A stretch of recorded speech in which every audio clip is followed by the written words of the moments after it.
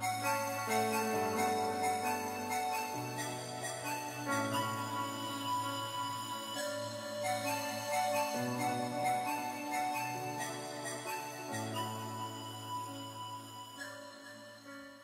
amis, bonjour. Votre serviteur Naïma Benani, coach de vie, thérapeute par la lumière, chercheur en développement personnel. Parlons de ce lâcher prise. C'est un sujet très intéressant, très profond. Tout le monde parle de lâcher prise. Oui, j'ai lâché prise, mais quand l'expérience se renouvelle, il n'y a plus de lâcher prise. D'abord, pourquoi on veut lâcher prise? Ensuite, on va lâcher prise sur quoi? En fait, comme je dis toujours, la connaissance éclaire les consciences. Si j'ai cerné le jeu de la vie et comment ça fonctionne, alors quelle que soit l'expérience qui vient à soi, qui est en train de se jouer dans sa vie, ça devient plus facile de lâcher prise. Ça ne veut pas dire fluide, ça devient fluide lorsque je me suis déjà entraînée. Je l'ai fait une première fois, une deuxième fois, avec la connaissance, avec un grand C. Et là, après, c'est facile. Le lâcher-prise, c'est la liberté, la vraie liberté. C'est le détachement absolu des expériences. Non seulement des expériences, mais ça va au-delà de ça. C'est le détachement de la personne que vous croyez être. C'est reprendre sa véritable nature. C'est ça, la liberté. C'est lâcher toute son histoire personnelle, expérience par expérience. Parce que tant qu'on est sur Terre, l'ego est là, donc les expériences anciennes se rejouent et se renouvellent. Donc voilà, chaque fois c'est on laisse passer, on laisse passer. Lâcher prise, c'est laisser passer. Avec la connaissance que, ok, c'est déjà fait ça, c'est déjà créé, à partir du quantique. Je me suis identifiée à un moment donné à ces histoires-là. J'ai jugé, je me suis attachée. Et finalement, ça, c'est la création de ce à quoi je me suis identifiée précédemment. Et c'est en train de se rejouer. Sauf que là, je sais que c'est de l'ancien qui se rejoue et qui est toujours dans la créativité. C'est pas évident de cerner ça parce qu'on n'y est pas. C'est vraiment ne plus jouer aucun rôle dans l'expérience qui est en train de se rejouer, avec plus ou moins les souffrances. Tant que vous êtes identifié à l'expérience et au rôle dans cette expérience, vous allez sentir les souffrances. Lorsque vous vous désidentifiez, vous reprenez votre essence naturelle, là il y a moins de souffrance. C'est juste désagréable. Et des fois, vous observez que ça se rejoue encore et ça se répète dans le mental. Et après, vous dites, c'est ok, c'est bon, je lâche prise et tout. Mais en fait, ça se répète, ça se répète. Tant que ça se répète, laissez faire. Ouais, c'est dérangeant. C'est au niveau du mental. Des fois, c'est désagréable ici. Ou alors, il y a des souffrances terribles. Ça dépend de notre niveau d'identification et donc niveau d'élévation, par conséquent. Moi, je vous conseille, non, j'explique encore plus profondément avant les conseils, ce qu'il faut faire. Tant que vous défendez des valeurs, tant que vous défendez un rôle en ce qui concerne la situation en cours, maman, si c'est quelque chose avec les enfants, papa, si c'est dans le couple en tant qu'époux, épouse, voilà, c'est vraiment sortir de ce rôle, se détacher complètement. Et c'est pas évident, il faut d'abord arriver à savoir que nous ne sommes pas une personne et que nous sommes l'essence divine, l'être.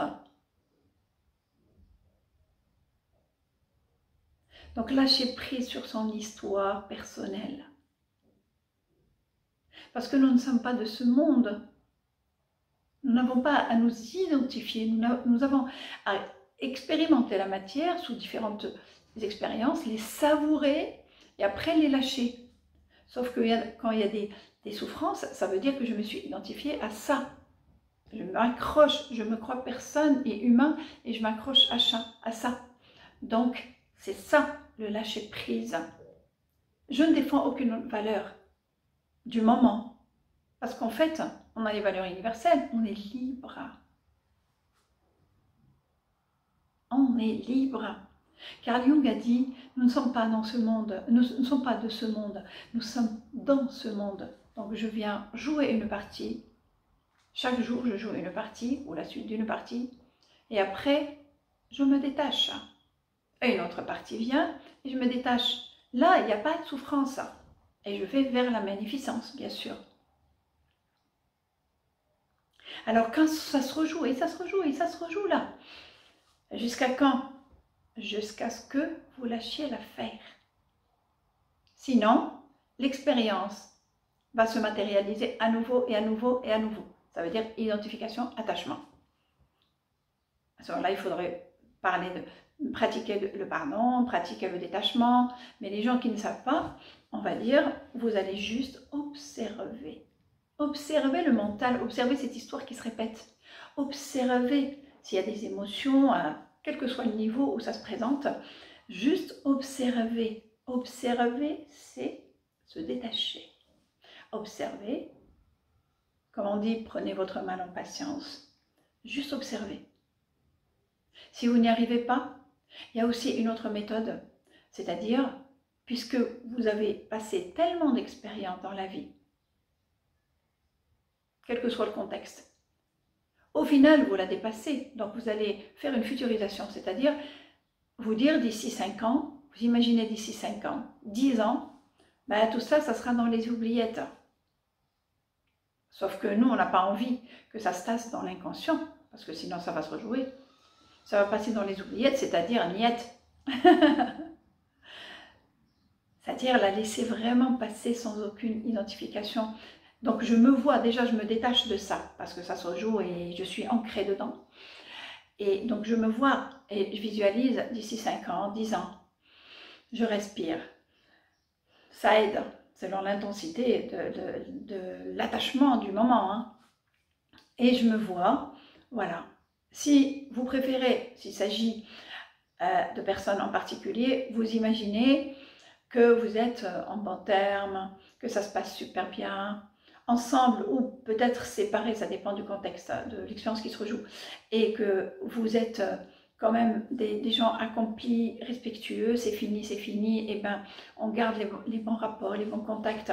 Vous pouvez imaginer un futur en fonction de ce qui se joue le mieux, ensemble ou pas ensemble et en bon terme, avec respect et complètement détaché de ça, et que chacun a fait sa vie mais qu'on est dans le respect de l'autre et de soi.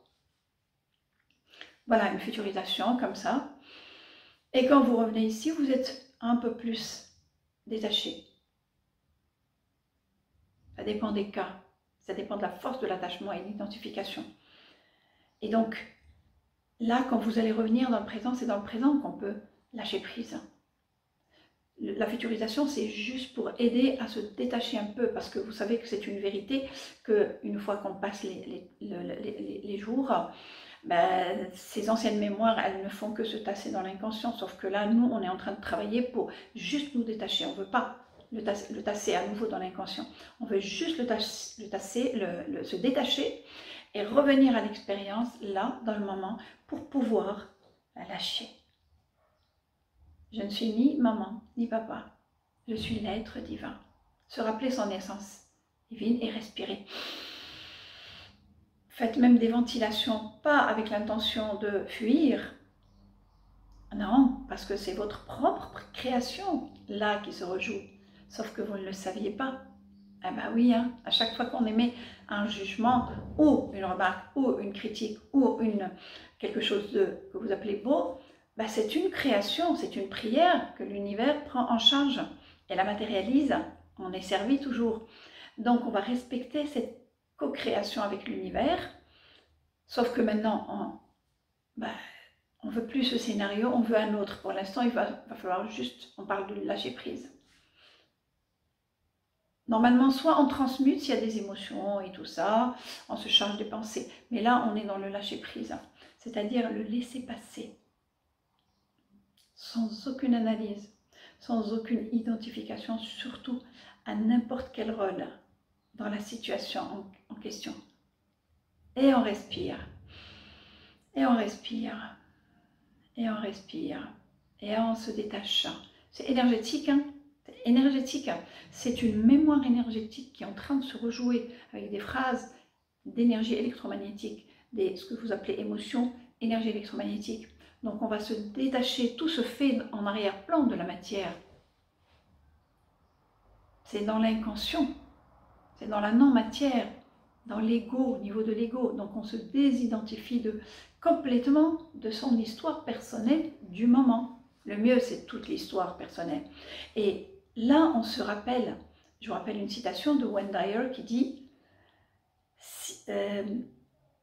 si vous ne décidez pas de rentrer profondément, non, attendez, oui, si vous ne décidez pas de rentrer profondément en vous-même, vous irez chercher le manque à l'extérieur. Et c'est ça, le rôle, l'attachement, les souffrances et tout. Donc ce n'est qu'un manque de soi.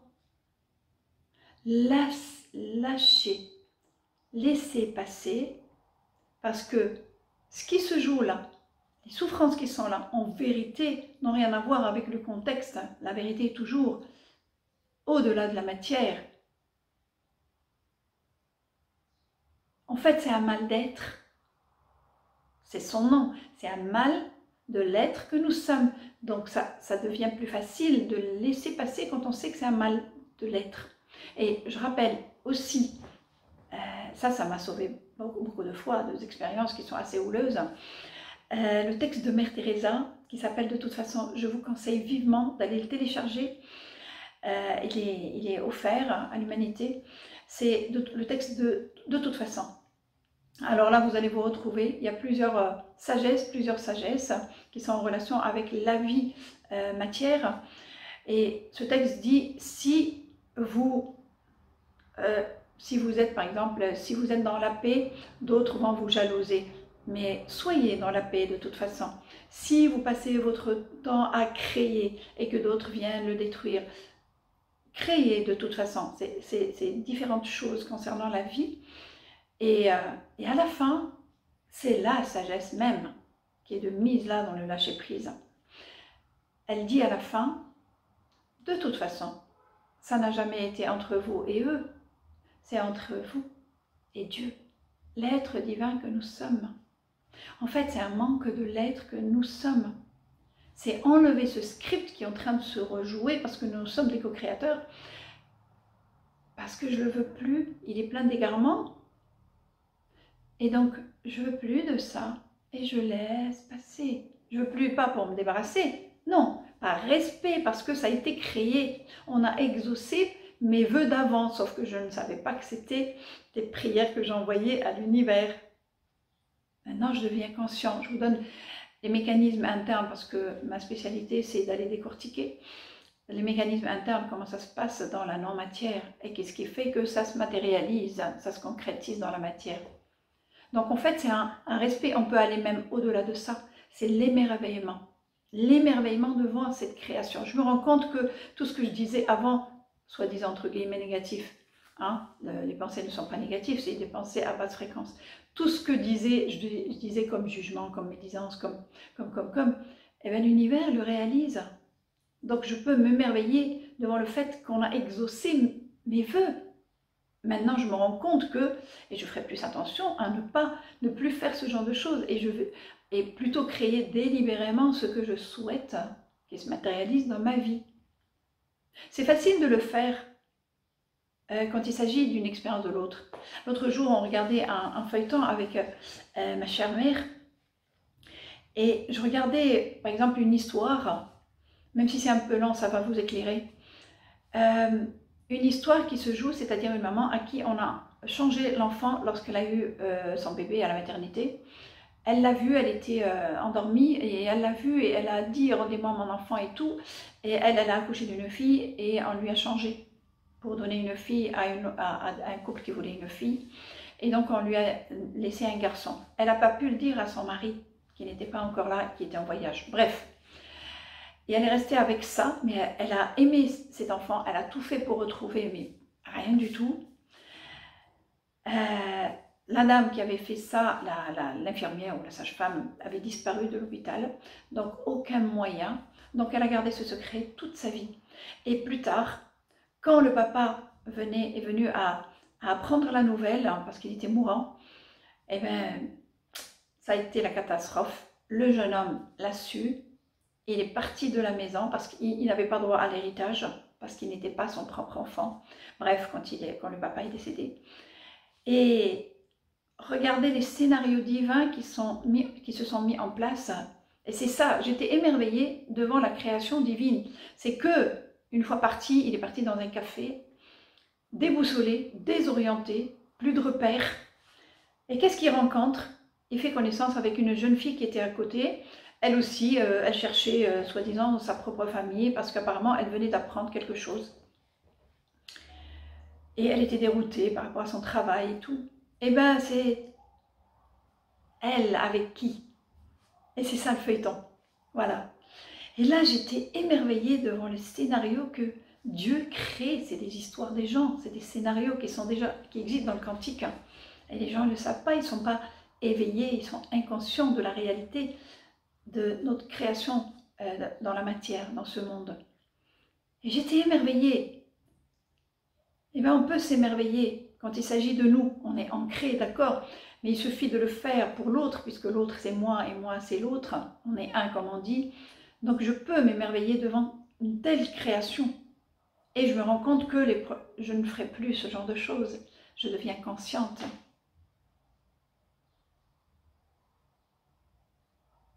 Voilà.